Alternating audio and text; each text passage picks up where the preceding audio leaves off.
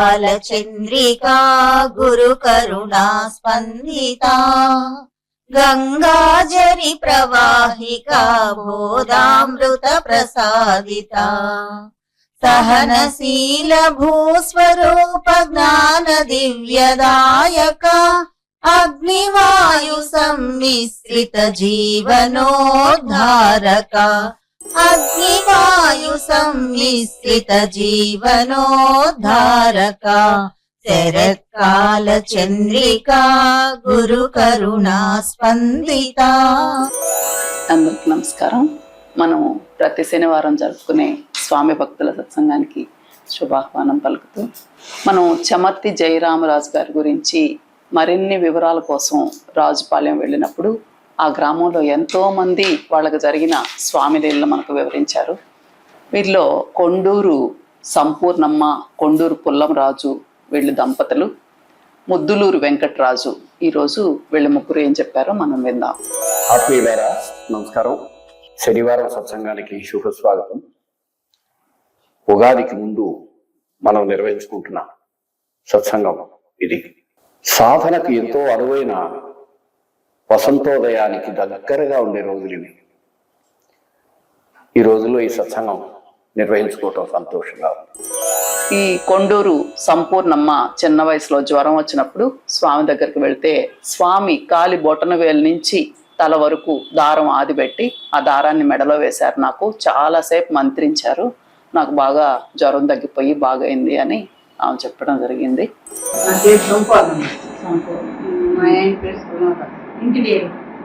మాది కొండూరు పొలంరాజు కొడుకు కూతురు చంద్రశేఖరరావు కొడుకు చందన కూతురు। మీ అమ్మగారు వాళ్ళు? మా అమ్మగారు నేను మనం నరసరాజు, మా అమ్మ పేరు పెద్దక్క। నన్ను మళ్ళీ మా అమ్మ ఏమంటే మా ఆయన లేదు చేద్దాం జ్వరం అయి కొండుకొని వాళ్ళ ఇంట్లో ఈడుకోలేదు ఈడుకోలేదు అంటే ఆమె తొడుకోలేదు బాగా కారణం సేపు రాలా బయటికి చేసుకుంటా అయిందో స్వామి వచ్చి ఆ బయట కాలి కాడి నుంచి దారం బట్టి మెళ్ళ వేసి కుడతో మంత్రిచ్చిండు। అసలు అది ఎక్కడ పోయిందో కూడా తెలియదు నాకు। మంత్రిచ్చిండు తల్లి స్వామి మహానుభావుడు మంత్రిచ్చిండు నాకు, మంత్రిచ్చిండు మహానుభావుడు అదమ్మా। ఇంకా అట్లాగే వాళ్ళ నాన్న సజ్జకి కపిల్ తోలుకుంటుంటే, అయ్యా నువ్వు ఒంటి గాడివి కదా, నువ్వు కపిల్ తోలుపో, నేను నీకు నీళ్లు కట్టిస్తానని స్వామి చెప్పి ఆయన కపిల్ తోలుతూ ఉంటే ఈయన ఆ నీళ్ళన్నీ ఏటికి పెట్టేసి వదిలేస్తా ఉన్నాయంట పొలంలోకి పోకుండా। ఈయన మధ్యలో వచ్చి ఒకసారి చూశారు, ఇదేం స్వామి అన్ని ఇట్లా వదిలేశారు అని అరిచారంట। అవి పార్తాయి, నువ్వు పోలేయ్యా, నువ్వు నీ పని చేయిపో అన్నారు। మళ్ళా పోయి ఆయన కపిల్ తోలుకొని మళ్ళా కాసేపు వస్తే కూడా ఆయన మొత్తం ఏటికే పెట్టేసి ఆ నీళ్ల మీద మంటేసుకొని కూర్చోన్నారంట। అప్పుడు మళ్ళా ఆయన తిట్టడం జరిగింది। స్వామి దూరంగా పోయి ఒక బావి దగ్గర కూర్చున్నారు। ఇంతలో ఈ సంపూర్ణమ్మ వాళ్ళ అమ్మ ఇంటి దగ్గర నుంచి సంగటి ముద్దలు తీసుకొని పొలానికి వచ్చింది। ఆమెకి స్వామి అంటే బాగా ఇష్టం అని, స్వామి ఎక్కడా అని అడిగితే మీ భర్త అరిచాడు, స్వామి పోయి ఆ బావి దగ్గర కూర్చున్నాడని ఆ పక్కనుండే వాళ్ళు చెప్పారు। ఆ బావి దగ్గరికి పోయి స్వామి రండి స్వామి అని పిలిచింది। ఆహారం పెట్టాలని ప్రయత్నం చేసినా కూడా నాకు ఇప్పుడు ఏం వద్దమ్మా అన్నారు। ఇంటికైనా రండి స్వామి ఒకసారి అంటే అట్లాగేలేమ్మా అన్నారు। ఆ తర్వాత ఒకసారి స్వామి ఇంటికి వచ్చాడు, కానీ ఇంటి వీధి గేటు గుండా రాకుండా గోడ మీద నుంచి దిగొచ్చాడు అని చెప్పారు। అది ఎందుకు కారణం అంటే ఆ ఇంట్లో వీళ్ళని వద్దన్నారంట, మీరు ఇల్లు మారండి, మీకు ఇంట్లో బాగుండదు, ఇల్లు మారండి అని చెప్తే వీళ్ళు మారలేదు కాబట్టి స్వామి ఆ విధంగా వచ్చాడు అనేది వీళ్ళు మనకు వివరించడం జరిగింది। ఎవరు మా నాయన కపిల్ తాగుతామంటే నువ్వు ఇంటికి అడిగి నువ్వు నీళ్లు కట్టుకొని వద్దు, నువ్వు వాళ్ళు సదరాట్టుకొని వస్తారు, నేను నీళ్లు కడతాను వెంకటేశ్వరి ఆమె సరేనని చెప్పి కూలోడు తీసింది। మధ్యన పారాలి లేకపోతే ఇంక కట్టుకోలేదు। ఆమె పోయితే ఒక్క 2 మనుషులు నిలబడుకోండి పోయిందంట। ఏంటప్పుడు మనిషి ఇప్పుడు మార్కెట్కి వేసాం। ఆమె తర్వాత ఏం నిలబడుకుందని అడిగిపోతే ఎట్లు ఎక్కించిందంట। ఏమి ఎక్కిస్తాను ఎట్లు ఎక్కించింది నాకు పారకుంటే మధ్యన అరిచిందంట, అరిచిందంట నువ్వు పో అని మళ్ళా పోయిందంట। మన ఏట్లే పోయి ఆ పై నీళ్ళు ఈ పై నీళ్ళు అన్ని కలిపి మంట వేసుకొని కూర్చోవాలి. అప్పుడు శని కట్టలేదు. ఈయన పాపం వచ్చి వచ్చిందంట. ఏమో తిట్టిందో నాకు తెలియదు, వచ్చిందంట. మామ తెలిస్తే ఈయన వచ్చి ఇంకా కట్టెలు దొరకంటే ఏడగాకముందే పారిపోయిందంట. ఎట్ట పారిపోయిందో పారిపోయింది. మా అమ్మ సంపెట్టుకోయి వెంకటేశ్వర అంటే అల్లికి పోయి మీ ఆయన నడిచింది ఆ పక్క పైకి కూర్చోండి. మా అమ్మ సంపెట్టుకోవచ్చు ఒక ముద్ద కూడా తినలేదంటమ్మా. నాకు వద్దు నేను తిన్ను అయినా. మా అమ్మ ఇంకా బతికినందుకు మా అమ్మ వెంకటేశ్వరం అంటాను. ఇంకా ఒక రోజు నా రమ్మంటే నేను రాను, మీరు ఆ ఇంట్లో వద్దంటే మీరు ఆ ఇంట్లో వేరే నీళ్ళు తీసుకుంటాను అని చెప్పి గోడలు ఎక్కి వచ్చిందంట. మా అమ్మ పప్పు అన్నం చేస్తే ద్వారం గుండా నేను రాని గోడ ఎక్కి వచ్చిందంట. అంతా తోసేసి ఆ బయట ఒక ముద్ద నోట్లో పెట్టుకునేటో తెలియదు, అంతా తోసేసి వెళ్ళిపోయింది. అదమ్మా స్వామి వైఖరిని, ఆయన మనోగతాన్ని గుర్తించి ఆనాటి మనుషులు ప్రవర్తించలేకపోయారు. కారణం వాళ్ళకి తెలియకపోవటం కావచ్చు, తెలుసుకోవాలని తెలియకపోవచ్చు, ఏది ఏమైనా సరే. ఒక చిన్న విషయం, స్వామి ఏదైనా తెలిసి చెప్పేవారు, తెలిసి ప్రవర్తించేవారు, తెలుసుకొని ప్రవర్తించేవారు, తెలిసినదే చెప్పేవారు. ఆ మాట వాళ్ళు ఎవరు గుర్తుపట్టలేకపోయారు. ఆ విషయాన్ని ఎట్లా అంటే, ఒక అతను పల్లెటూళ్ళలో ఒకరు కష్టపడుతుంటే పక్కవాడు వెళ్ళి సాయం చేయటం ఒక మర్యాద, ఒక ఔన్నత్యం, ఒక ఉదారత, ఒక అద్భుతం. ఆ విధంగా మహానుభావుడైన వెంకయ్య స్వామి, అయ్యా నువ్వు కపిల్లోను నేను మడవగడతా అన్నాడు. అనగానే సరే అతను కపిల తోలుతున్నాడు. కపిల అంటే బావిలో నీళ్లు తీసి బయటకు రానియడం. కపిల అనేది ఒక అటువంటి సాధన. సరే ఎంతసేపు తోలిన తర్వాత ఏమైందో, ఎంతవరకు వచ్చిందో అని పోయేటప్పటికి మొత్తం కపిల్ నీళ్ళన్నీ ఏట్లోకి పెట్టి ఆడ గుంట తీసి దాని మీద మంట వేసుకుని ఆ అగ్ని సేవనం చేస్తున్నారు మహానుభావుడు వెంకయ్య స్వామి. నాయనలారా, మిత్రులారా, గురువంతులారా, మనం ఎవరున్నా ఇప్పుడు అక్కడికి వెళితే ఏం చేయాలంటే చుట్టూ కూర్చొని నామస్మరణ చేయాలి. ఆయనకు ఇష్టమైనట్టు ఓం నారాయణ ఆదినారాయణ అనాలా, లేదా నీకు ఇష్టమైన దైవాన్ని స్మరించాలా, లేదా తండ్రి ఏం చేయమంటావు అని వెంకయ్య స్వామిని అడిగి ఆయన చెప్పింది చేయాలి.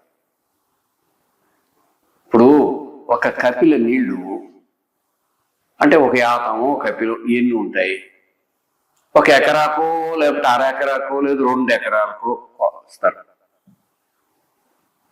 2 ఎకరాల పంట కంటే, 2 ఎకరాల పైరు కంటే, 2 ఎకరాలకు తడి చేయడం కంటే స్వామి కృపా విశేషం గొప్పదనే నమ్మకం వాళ్ళకి లేదు.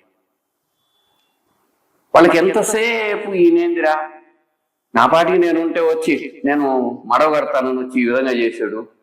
కానీ ఆయన అపారమైన జ్ఞానం పట్ల కానీ, ఆయనకు మానవుల మీద ఉండే ప్రేమ పట్ల కానీ, వీటి వేటి మీద వాళ్ళకి లక్ష్యం లేదు. ఆ విధంగా చేయకుండా నేరుగా పోయి ఏం సంగా ఈ విధంగా చేస్తున్నావో అని ఆశపోయాడు ఆయన. అంతవరకు అంటే ఏమిటి? వెంకయ్య స్వామి పట్ల అతనికి ఉండే గౌరవం అంతవరకు అనమాట. సరే అయిపోయింది. మళ్ళీ పోయి అయ్యా నువ్వు పోయా, పారేది పారుతుంది అన్నాడు వెంకయ్య స్వామి. పోనీ ఆ మాట మీద గౌరవంలే. సరే వచ్చాడు, మళ్ళీ ఏం చేస్తాం, పోయాడు. కపిల మళ్ళీ ప్రారంభించాడు, చేస్తున్నాడు. పూర్తయిపోయి ఉంటుందని చూద్దామని వస్తే మళ్ళీ అదే పని జరుగుతా ఉంది. అప్పుడు అతని లోపల ఉండే సహజమైనటువంటి లోపల ఉండే గుణగణాలు పశువు పైకి లేసి, అందుకని వెంకయ్య స్వామి కసిరి నోటికి వచ్చినట్టు మాట్లాడాడు. ఈ విధంగా చేస్తే ఎలా? స్వామి మాత్రం చాలా స్థిమితంగా, స్థిరంగా నీకు వచ్చేయి నీకు వస్తాయి, నువ్వు పోయా, పారవలసింది పారుతుంది పోయా, ఎక్కడ పారద్దా, ఏం పారద్దా అని ఏదో ఒకటి మాట్లాడుకుని ఉంటాడు ఆయన. కానీ విచిత్రం ఏంటంటే ఆయన పాదాలకు నమస్కారం పెట్టి ఆయన ఇష్టాన్ని అంగీకరిస్తే ఆ పైరు ఆ పంట కాదు ఎన్ని రోజులకైనా పనికొచ్చింది, ఎన్ని జన్మలకైనా సరే అది ఉపయోగకరమైనది. అతను సామాన్యమైన మీలాంటి నాలాంటి మనిషి. పరిపాకం లేదు, భక్తి లేదు, శ్రద్ధ లేదు, మహాత్ముడు తెలియదు, సత్సంగం లేదు. అవి కనుక ఉంటే ఆ పైరు కంటే, ఆ దానికి మడవ కట్టడం కంటే, ఆ నీళ్లు పెట్టడం కంటే స్వామి చేసిన పని ఏటి తీరవా నీటి తీరవా సకల విధ శ్రేయస్కరము అని తెలిసి నమ్మి ఉంటే అతని జన్మ, ఆ ఊరు జన్మ, ఇవన్నీ బాగుపడండి. మహాత్ములు అనుగ్రహించని కాలం మన దేశంలో లేదు. దాన్ని ఉపయోగించుకునే వాళ్ళు లేకపోవడం మాత్రం ఇప్పుడు ఉంది. ఇక్కడ కూడా అదే జరిగింది. ఆ తర్వాత ఏం జరిగిందంటే, ఆ ఇంట్లో పెద్ద వచ్చింది. సంగటి వచ్చి వాళ్ళ ఇంట్లో అబ్బాయికి పెడుతూ స్వామి అని అడిగింది. స్వామి ఆడున్నాడు, నీ కొడుకు తిట్టాడు అదిగో అక్కడ పోయి ఆడేదో దూరం ఉన్నాడు అంటే, స్వామి నాకు అక్కర్లేదన్నారు. అంటే అతడి మాటలకు ఆయన చెలించటం కాదు, ఆయన లోపల మనోధర్మం ఒప్పుకోలేదు. ఆ మనోధర్మ పరాగం వల్ల వెంకయ్య స్వామి వారు అప్పటికి అది కాదన్నారు. కానీ ఆమె గుండెలో భక్తి ఉంది. స్వామి మీరు ఇక్కడికి కాకపోతే పోయారు, ఇంటికి అయినారండి, ఏదైనా తినండి అని బ్రతిలాడు. అందులో ప్రేమ ఉంది, భక్తి ఉంది, తత్పరత ఉంది. స్వామి బయలుదేరి వెళ్ళారు. కానీ అక్కడ ఒక చిత్రం, వాళ్ళకి ఆ ఇంటి విషయంలో స్వామి ఏదో చెప్పారు, ఇలా కాదు ఇలా చేసుకోండి అయ్యా మీకు మేలు ఉంది. వాళ్ళు చేయలే. అందుకని స్వామి ఏం చేశాడంటే, వెనక నుంచి ఇట్లా ఎక్కి ఆ గోడ నుంచి వెనక్కి దూకి అక్కడి నుంచి పోయి ఆ పెట్టిన ఆహారం తిని అదే దీంట్లో వెళ్ళిపోయింది. ఇప్పుడు మీరు అడగవచ్చు, ఎందుకని? మహాత్ములకు సంబంధించిన చర్యలు అతిలోకమైనటువంటి రీతిలో ఉంటాయి. వాటికి మనం కొలవడానికి ప్రయత్నించకూడదు. వాటిని గమనిస్తే వాటి అర్థం మనకు తెలుస్తుంది. ఉదాహరణ, సాయిబాబా చరిత్రలో ఒక తమాషా ఉంది. ఒకరోజు సాయిబాబా వారు దారిన పోతున్నారు షిరిడీలో. ఒక అతను పోతుంటే అతను పిలిచాడు, ఒరే బాయ్ ఒక నిచ్చెన తేరా అన్న. అంతా వ్యవసాయదారులు కదా, దగ్గర నిచ్చెన ఒకటి తెచ్చాడు. నిచ్చెన వేస్తే ఈ నిచ్చెన పట్టుకోరా అన్నాడు. అవన్నీ మామూలు ఇల్లు కదా, ఊరిళ్ళు లేదా పెంకుటిల్లు అట్లాంటివి. అతను నిచ్చెన వేశాడు, పైకి వెంటనే బాబాని పైకి వచ్చేందుకు సహాయం చేశాడు. ఎక్కాడు. ఎక్కేసిన తర్వాత ఆయన ఈ ఇంటి మించి అవతలకు పోయి ఆ రాధాకృష్ణ ఇంటి పక్కకు పోయి అక్కడి నుంచి అటు తిరిగారు. అది చిన్నపిల్లల ఆటలాగా ఉంటుంది మనకి. ఇక్కడ ఎక్కారు, అవతల పోయి దిగారు.